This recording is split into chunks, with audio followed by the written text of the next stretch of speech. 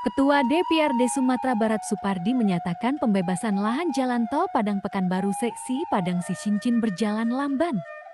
Saya minta Gubernur Sumbar untuk serius dalam membebaskan lahan jalan tol di seksi Padang Sicincin itu. Melihat dari total lahan yang bebas masih 77%.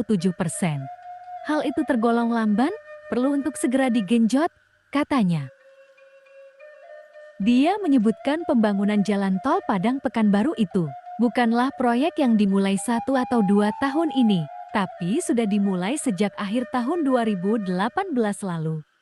Artinya progres pembebasan lahan yang masih 77% dari total panjang jalan seksi Padang Sicincin 36 km. Pemprov Sumbar terlihat belum serius dalam mengupayakan percepatan pembangunan jalan tol tersebut. Menurutnya seharusnya untuk seksi Padang Sicincin tersebut sudah tuntas dan dilanjutkan ke seksi berikutnya, yaitu seksi Sicincin Bukit Tinggi. Tapi sayang, untuk seksi Padang Sicincin masih belum selesai hingga saat ini. Sesuai dengan tugas dan kewenangan secara kelembagaan, DPRD telah berulang kali mengingatkan Pemprov untuk terjun, langsung mengintervensi masyarakat dalam mempercepat pembebasan lahan, kata politisi Partai Gerindra itu. Melihat pada daerah lain yang dilalui jalan tol Trans Sumatera sudah selesai dikerjakan dan bahkan telah diresmikan dan digunakan. Untuk itu, penting ada langkah strategi dari gubernur menyikapi situasi tersebut. Supardi melihat persoalan pembangunan jalan tol ini bukan di PT Utama Karya, melainkan kurang gerak cepatnya Pemprov dalam mengupayakan pembebasan lahan. 77% lahan yang bebaskan itu bukan berarti fisik jalan sudah siap pula. Fisik yang siap masih sedikit, sekitar 3,6% dari panjang 36 km.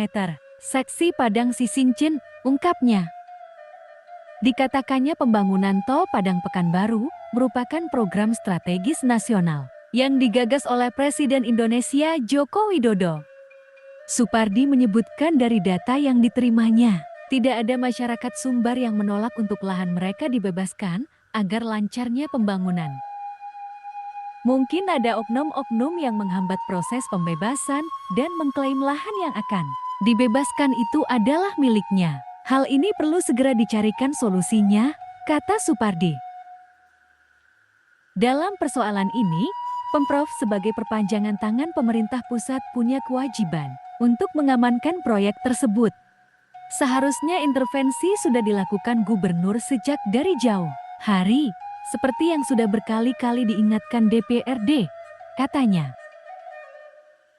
Dia menilai salah satu solusi yang bisa diambil terkait kendala pembebasan lahan ini adalah uang ganti rugi dititipkan di pengadilan, sehingga saat persoalan selesai uang dapat dicairkan. Cuma gubernur tidak melakukan itu sama sekali. Ini sangat memalukan. Riau saja sudah selesai membangun dan kita baru akan mulai. Sementara hari demi hari, waktu pemerintah provinsi lebih banyak dihabiskan dengan rapat-rapat dibanding mengambil keputusan, ujar Supardi.